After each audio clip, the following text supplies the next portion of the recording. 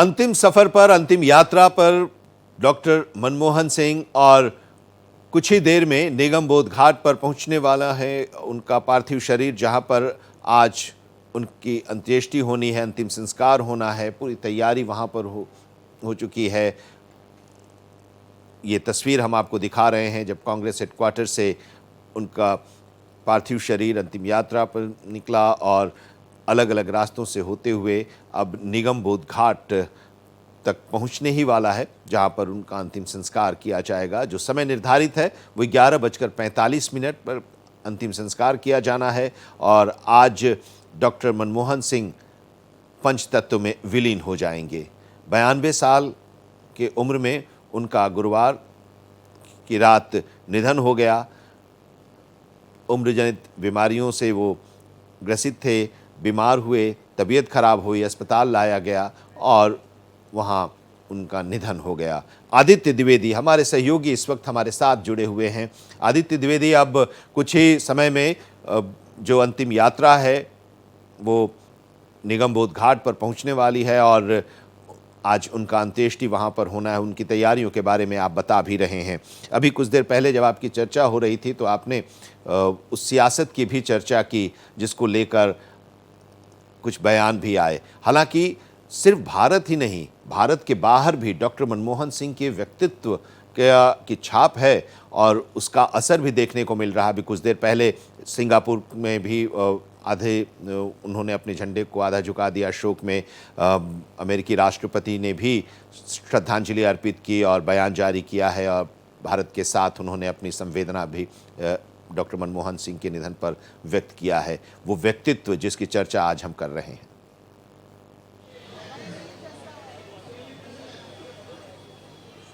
आदित्य द्विवेदी। जी आनंद जी, बिल्कुल जैसा आप जिक्र कर रहे थे कि उनके सम्मान में उनके मृत्यु पर सभी विश्व के कई देश शोकाकुल हैं। सिंगापुर हो या अमेरिका का व्हाइट हाउस, वहाँ पर भी शोक मनाया जा रहा है। यहाँ पर आनंद एक बात का हम जिक्र जरूर करना चाहेंगे।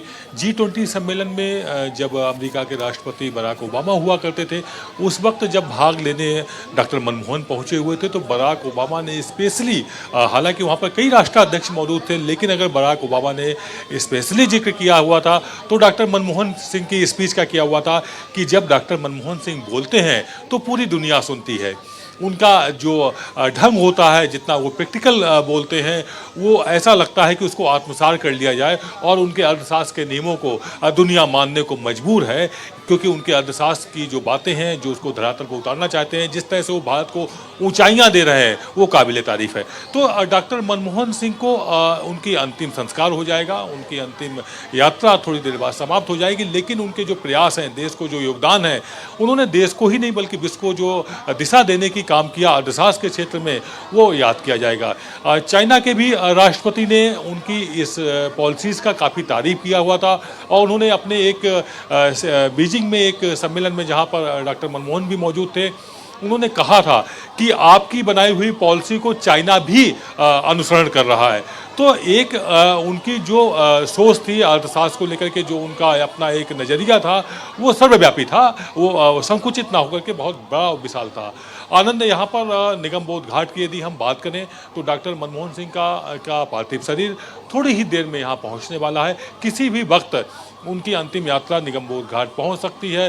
राहुल गांधी उनके उस अंतिम यात्रा का जो वाहन है, उनके साथ ही बैठे हुए हैं, उसी में बैठ करके आ रहे हैं। और इसके अलावा कांग्रेस के जो शीर्ष नेता हैं, वरिष्ठ नेता हैं, वो धीरे धीरे निगम बोध घाट पहुंचना शुरू हो गए हैं। इसमें राजस्थान के पूर्व मुख्यमंत्री रहे अशोक गहलोत अभी थोड़ी देर पहले पहुंचे हैं और उन्होंने पत्रकारों से बात करते हुए कहा कि एक स्मारक बनना चाहिए डॉक्टर साहब के सम्मान में और उनका अंतिम संस्कार निगम बोध घाट ना होकर के वहीं होना चाहिए था जहां पर बाकी के पूर्व प्रधानमंत्रियों का हुआ है। इस पर उन्होंने खेद व्यक्त किया हुआ है। हालांकि इसको लेकर के राजनीति देश में शुरू हो गई है। कांग्रेस आरोप लगा रही है भाजपा पर कि डॉक्टर मनमोहन के सम्मान में कोताही की जा रही है, गुस्ताखी की जा रही है।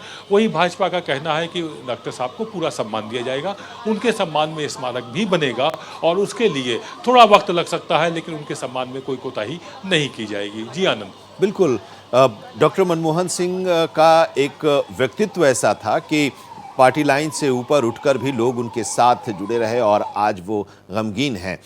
सियासत है तो सियासत तो देखिए कि जिस पार्टी का जन्म उनकी सरकार के खिलाफ हुआ था और भ्रष्टाचार के आरोप उनकी सरकार पर लगाए थे और फिर दिल्ली की सत्ता में आई, उसी पार्टी के द्वारा भारत रत्न देने की भी मांग की गई। तो ये सियासत अपनी जगह पर है, लेकिन उस व्यक्तित्व के बारे में जब हम चर्चा कर रहे होते हैं तब देखिए कि 1990 के दशक में जब वो वित्त मंत्री बनते हैं, उस समय आर्थिक भंवर में देश फंसा हुआ था, चरमराई हुई थी हमारी अर्थव्यवस्था। और वित्त मंत्री बनने के बाद जो उन्होंने पहला वित्त मंत्री के तौर पर जो बजटीय भाषण दिया था, उसमें लाइसेंस राज को ख़त्म किया था और इसके साथ ही विदेशी निवेश के लिए अर्थव्यवस्था खोलने का ऐलान किया। ग्लोबलाइजेशन, निजीकरण, उदारीकरण का दौर शुरू हुआ और उसके बाद इंडियन इकोनॉमी जो बेपटरी हो गई थी, पटरी पर आनी शुरू हुई और उसका नतीजा दशकों बाद देखने को मिल रहा है, जब आज के दौर में हम विश्व की 5 बड़ी अर्थव्यवस्थाओं में शामिल हैं और लक्ष्य लेकर हम चल रहे हैं कि अगले 5 साल में हम तीसरी बड़ी अर्थव्यवस्था में शामिल हो जाएंगे, हमारा देश शामिल हो जाएगा। आदित्य जी। बिल्कुल आनंद। देखिए, आपने कहा कि राजनीति शुरू हो गई। दरअसल राजनीति का कोई चरित्र नहीं होता है, तो जब चरित्र ही नहीं होता है तो इस तरह की आरोप प्रत्यारोप और बातें स्वाभाविक होंगी ही होंगी। राजनीति में आने के बाद किसी का दामन साफ रह जाए ये बड़ा मुश्किल होता है, लेकिन डॉक्टर मनमोहन सिंह उन राजनेताओं में से एक थे कि जिनके दामन पर कोई दाग नहीं लगा। ये बात अलग है कि जब वो प्रधानमंत्री थे तो उनके सरकार पर तमाम आरोप लगे, उनके सहयोगी दलों ने जो सहयोगी दल थे, उनके जो मंत्री थे, उन पर आरोप लगे। और हाँ, आज लगभग 10 साल से ऊपर हो चुका है। वो बात अलग हुई कि जो आरोप लगे थे, विपक्ष ने जो प्रोपेगेंडा खड़ा किया हुआ था, उसमें कोई आरोपी अभी तक जेल में सजा नहीं पा पाया। तो राजनीति है, राजनीति तो इसी अंदाज में होती है और आगे भी होती रहेगी।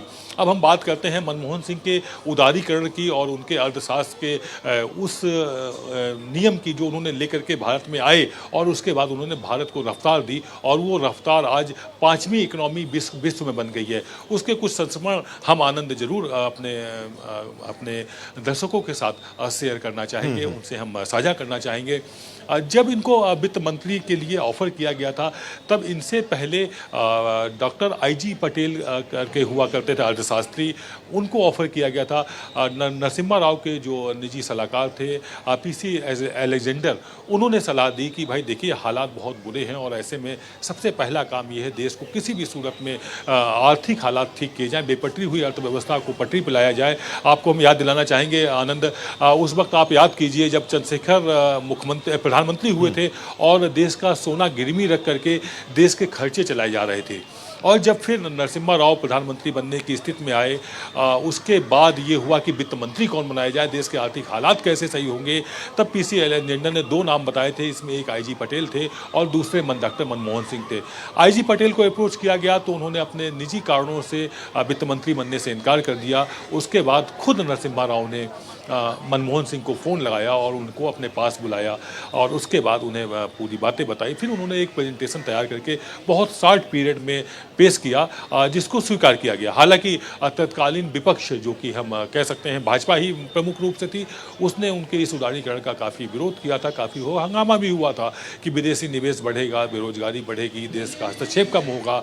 लेकिन वो सारी बातें आज बौनी साबित हो रही हैं। वो बौनी इसलिए साबित हो रही हैं कि जब उसके बाद अटल बिहारी वाजपेयी की सरकार लगभग 6 साल काम की, 5 साल एक साथ एक साल के लिए एक बार आई, तो नरसिम्हा राव के काल में जो मनमोहन सिंह ने बतौर वित्त मंत्री उदारीकरण की जो एक प्रथा नींव डाली, जो एक परंपरा शुरू की थी, उसको आगे बढ़ाने का काम ना सिर्फ अटल बिहारी वाजपेयी ने किया, बल्कि जब वो प्रधानमंत्री फिर बने मनमोहन सिंह, तो उन्होंने उसका और विस्तार किया और ज़्यादा उसका व्यापक रूप दिया और हमारी अर्थव्यवस्था, हमारी GDP टॉप पर पहुंची, देश के इतिहास में सबसे ऊंचाइयों पर पहुंचाई। वो काम किया था डॉक्टर मनमोहन सिंह ने।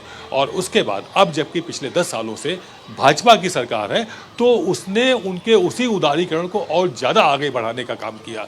यानी कि जो विदेशी निवेश था डिफेंस के क्षेत्र में, विपक्ष के दबाव में प्रधानमंत्री रहते हुए मनमोहन सिंह दरवाजे जितने नहीं खोल पाए थे, वो दरवाजे खोलने का काम भाजपा ने किया। यानी कि डॉक्टर मनमोहन सिंह की पॉलिसीज को आगे बढ़ाने का काम किया। कितने दूरदर्शी थे अंदाजा लगाइए आप। अगर देश उस समय उस दलदल में जो फंसा हुआ था जी। वहां से ना निकलता तो आज देश की क्या स्थिति होती। जो पांचवी इकोनॉमी हम बने हुए हैं उसकी देन सिर्फ और सिर्फ डॉक्टर मनमोहन सिंह है और नरसिम्हा राव जिन्होंने उसकी स्वीकृति दी।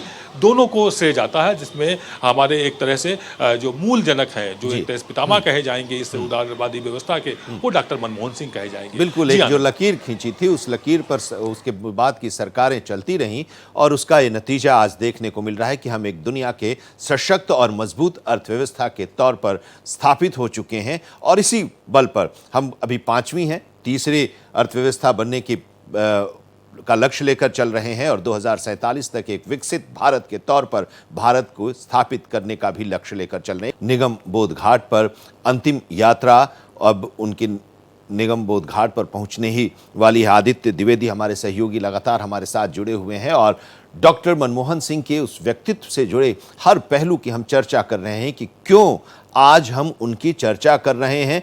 हम ही नहीं, दुनिया आज उन्हें क्यों श्रद्धांजलि अर्पित कर रही है, अपनी संवेदना व्यक्त कर रही है उनके निधन पर, उस व्यक्तित्व के बारे में। अभी हम उनके आर्थिक नीतियों की चर्चा कर रहे थे आदित्य द्विवेदी जी के साथ।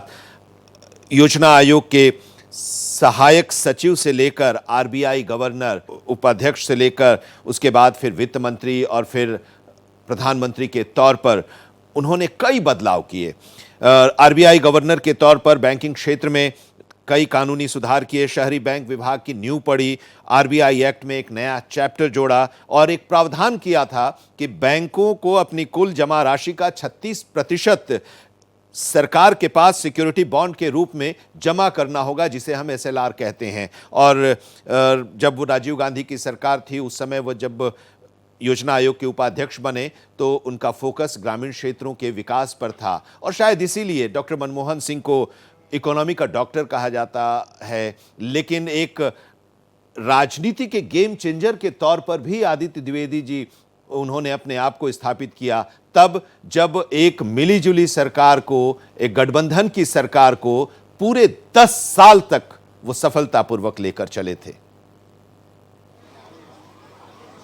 आनंद, यहाँ हम आपके सवाल का जवाब थोड़ा रुक के देंगे, लेकिन अभी हम अपने दर्शकों को बताना चाहेंगे डॉक्टर मनमोहन सिंह का जो पार्थिव शरीर है, उनकी जो अंतिम यात्रा है वो निगम बोध घाट पहुँच चुकी है। अपने कैमरा पर्सन से कहेंगे जूम करके दिखाएं वह गाड़ी जिसमें उनका पार्थिव शरीर रखा हुआ है, सेना की उस गाड़ी में, और वो सामने आपको दिखाई पड़ रहा है। हम अपने कैमरे से अपने दर्शकों को दिखाना चाहेंगे उस वाहन में राहुल गांधी भी मौजूद हैं। उसी वाहन में यानी कि उनके पार्थिव शरीर के साथ में राहुल गांधी निगम बोध घाट तक आ रहे हैं। हालांकि कांग्रेस के बाकी नेता, बाकी शीर्ष नेता बाकी साधनों से पहुंचे हुए थे और ये देखिए, ये सामने उनका पार्थिव शरीर सेना के वाहन में आ रहा है और हम अपने कैमरा पर्सन से कहेंगे बिल्कुल फोकस करके, जूम करके दिखाएं उस वाहन को जो डॉक्टर मनमोहन सिंह की अंतिम यात्रा को तय कर रहा है और निगम बोध घाट के सामने पहुंच चुका है। यू टर्न लेकर के ये वाहन इधर निगम बोध घाट में अंदर पहुंचेगा, जहां पर बाकी की जो भी रस्में हैं अंतिम संस्कार की वह पूरी की जाएंगी। डॉक्टर मनमोहन को सेना की तीनों टुकड़ियां सलामी देंगी। उससे पहले उनको यहाँ पर एक तरह से ऑनर होता है, जो सम्मान होता है एक पूर्व प्रधानमंत्री के अंतिम संस्कार में, वह सभी सम्मान पूरे किए जाएंगे और अब से कुछ ही देर में ये 100 यात्रा पूरी होने जा रही है, अंतिम यात्रा पूरी होने जा रही है और डॉक्टर मनमोहन का पार्थिव देह निगम बोध घाट पहुंचेगा। उनके अंतिम यात्रा में लगातार साय की तरह उनके साथ बैठ करके आए हुए हैं राहुल गांधी। राहुल गांधी को हम अपने दर्शकों को बताना चाहेंगे, उन्होंने जब उन्हें सूचना मिली कि डॉक्टर मनमोहन सिंह नहीं रहे हैं, उन्होंने कहा कि हमने अपना राजनीतिक गुरु खो दिया है, इनसे हमें बहुत कुछ सीखने को मिला है। आपको बताएं कि जब राहुल गांधी अपनी राजनीतिक पारी की शुरुआत कर रहे थे, उस वक्त मनमोहन सिंह ने प्रधानमंत्री की जिम्मेदारी संभाली थी और उनको एक तरह से कहा जाए तो प्रधानमंत्री की जिम्मेदारी दी गई थी। वो प्रधानमंत्री ना बनना चाहते थे, ना कोई उनका अपना सपना था वह वित्त मंत्री जब बने तो उनसे एक बार किसी ने पूछा कि आप तो एक्सीडेंटल प्रधानमंत्री बने हुए हैं, तो उन्होंने कहा नहीं, मैं एक्सीडेंटल वित्त मंत्री भी बना हुआ था। तो ऐसा स्वभाव रखने वाले, बहुत बड़ी कोई महत्वाकांक्षा नहीं रखने वाले, लेकिन ज़मीन से जुड़े हुए, हमेशा ज़मीन के बारे में सोचने वाले, किसानों के लिए मनरेगा नरेगा जैसी स्कीम लाने वाले डॉक्टर मनमोहन सिंह अंतिम विदाई ले रहे हैं। निगम बोध घाट उनकी अंतिम यात्रा पहुंच चुकी है और अब से कुछ ही देर में उनके पार्थिव शरीर को सेना के जवान करके यहाँ से निकलेंगे। जैसा कि आप देख सकते हैं सामने सेना पुलिस, मिलिट्री पुलिस आगे पेट्रोलिंग कर रही है और पेट्रोलिंग करती हुई डॉक्टर मनमोहन सिंह के पार्थिव शरीर अंतिम यात्रा को लेकर के आगे बढ़ रही है। और मिलिट्री पुलिस के बाद ये एक सुरक्षा व्यवस्था के तहत एक ट्रक था वो आगे चल रहा था और उसके बाद डॉक्टर मनमोहन सिंह का जो वाहन था, अंतिम यात्रा का वाहन था, वो सेना का ही वाहन था। उसमें उनके पार्थिव शरीर को रखा गया था और उसके बाद अब वो निगम घाट पहुंच, उनका अंतिम दर्शन के लिए यहाँ पर डेड बॉडी आ चुकी है, उनका पार्थिव शरीर आ चुका है। और इसके बाद जब अंदर पहुँचेंगे डॉक्टर मनमोहन सिंह का जब पार्थिव शरीर पहुँचेगा तो उसको राजकीय सम्मान के साथ अंतिम विदाई देने का कार्य किया जाएगा। इसमें सेना की तीनों टुकड़ियां शामिल होंगी। वो अपनी धुन के तहत, जो सेना की अपनी धुन होती है, नौसेना, थल सेना, वायुसेना, उस धुन के साथ उनको नम आँखों से एक अंतिम विदाई देने का कार्य किया जाएगा डॉक्टर मनमोहन सिंह को।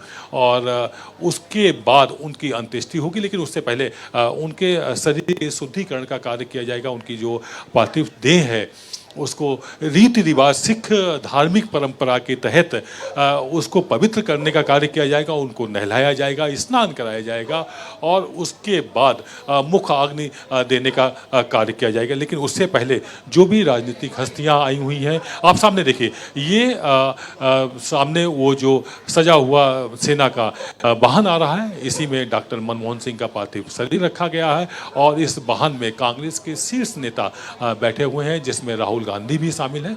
राहुल गांधी इसी रथ में बैठ करके आए हुए हैं। और ये देखिए, हम अपने कैमरा पर्सन से कहेंगे थोड़ा सा कैमरे को घुमाएं। हुकुम, हम आपसे कहेंगे थोड़ा कैमरे को घुमाएं और दिखाएं हमारे दर्शकों को कि डॉक्टर मनमोहन सिंह का पार्थिव शरीर निगम बोध घाट पहुंच चुका है और उनके चाहने वाले रोड के दोनों तरफ इकट्ठे हैं, मौजूद हैं। लगातार मनमोहन सिंह अमर रहे के नारेबाजी की जा रही है, नारे लगा रहे हैं और काफ़ी गम का माहौल है, उदासीनता का माहौल है। काफ़ी आप देख रहे हैं कि जब से डॉक्टर मनमोहन सिंह के नहीं रहने की खबर आई है, एक तरह से मौसम भी दिल्ली एनसीआर में अपनी विदाई दे रहा है। उसी रात से बारिश हो रही है, रह रहकर बारिश हो रही है। और आप सामने देखिए, ये अंतिम यात्रा अब निगम बोध घाट के मुख्य द्वार तक पहुंच गई है, मुख्य द्वार के तकरीबन सामने पहुंच गई है। और ये देखिए, इस रथ के ठीक पीछे डॉक्टर मनमोहन सिंह का पार्थिव शरीर इसी गाड़ी से अटैच है, जो कि हमारे कैमरे से आप देख सकते हैं। हम लगातार भारत एक्सप्रेस अपने दर्शकों को एक एक पल, एक एक झलक डॉक्टर मनमोहन सिंह की अंतिम यात्रा की अपने कैमरे से दिखाने का कार्य कर रहा है। हमारी कोशिश है कि आप भी डॉक्टर मनमोहन सिंह, देश के अच्छे सपूत, देश के एक ऐसे सपूत को आप दर्शन कर सकें जो अब सदियों में आते हैं। बहुत जल्द ऐसे राष्ट्रभक्त नहीं आते जो राष्ट्र की सेवा बड़ा साधारण अंदाज में करते हैं, बहुत ही शांति के साथ, बहुत ही जमीन से जुड़कर, बिना कुछ बोले, बिना कुछ कहे, ऐसा कुछ कर जाते हैं कि इतिहास के पन्नों में हमेशा के लिए दर्ज हो जाते हैं। इतिहास उनको कभी ना भूल पाए, ऐसी इबादत लिख के जाते हैं डॉक्टर मनमोहन। ये देखिए सामने ये गाड़ी अंतिम यात्रा जिस सेना के वाहन से डॉक्टर मनमोहन सिंह को कराई गई है, वह वाहन अब निगम बोध घाट में प्रवेश कर रहा है, एंट्री कर रहा है। अब यहाँ से ये उनका पार्थिव शरीर अंदर जा रहा है। सेना के जवान बैठे हुए हैं। राहुल गांधी भी इसी वाहन में अब कांग्रेस कार्यालय से लेकर यहाँ तक इस पार्थिव शरीर के साथ आए हुए हैं। लगातार राहुल गांधी खड़े रहे हैं रास्ते में और वो कहीं ना कहीं मनमोहन सिंह को निहारते रहे हैं। याद करते रहे हैं। निश्चित तौर पर राहुल गांधी के जहन में मनमोहन सिंह के वो सारी चीज़ें होंगी, वो सारी बातें होंगी जो उनके प्रधानमंत्री कार्यकाल से लेकर के राहुल गांधी के साथ बीती हैं। ये देखिए, ये डॉक्टर मनमोहन सिंह का पार्थिव शरीर फूलों से सजा हुआ, तिता हुआ। भारत जी माँ का दुलारा आज अपनी अंतिम विदाई ले रहा है। बिल्कुल। और आनंद आगे फॉलो करिए आप। हाँ, निगम बोध घाट पर डॉक्टर मनमोहन सिंह की अंतिम यात्रा पहुंच चुकी है। यहाँ पर उनका आज अंतिम संस्कार किया जाएगा। और डॉक्टर मनमोहन सिंह ने एक बार कहा भी था कि मैं खुली किताब की तरह हूँ और ईमानदारी से मैं मानता हूँ कि इतिहास मेरा जो आकलन करेगा वो काफ़ी उदारता के साथ आकलन करेगा। तो आज वो तस्वीर दिखाई दे रही है जब डॉक्टर मनमोहन सिंह हमारे बीच नहीं हैं और अंतिम यात्रा पर वो निकल चुके हैं। जब अंत्येष्टि उनकी होनी है, अंतिम संस्कार होना है, तो किस तरह से उन्हें लोग याद कर रहे हैं और अपनी श्रद्धांजलि अर्पित कर रहे हैं, अपनी संवेदनाएं व्यक्त कर रहे हैं।